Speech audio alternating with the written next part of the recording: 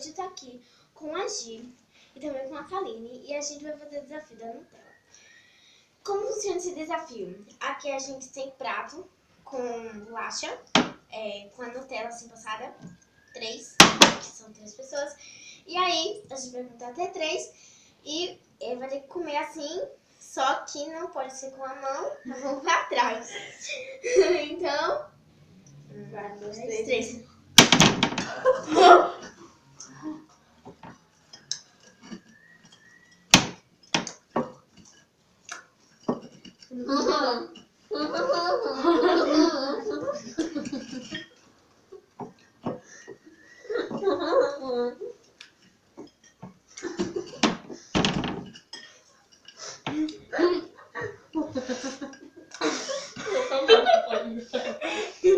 Ainda ficou um pouquinho.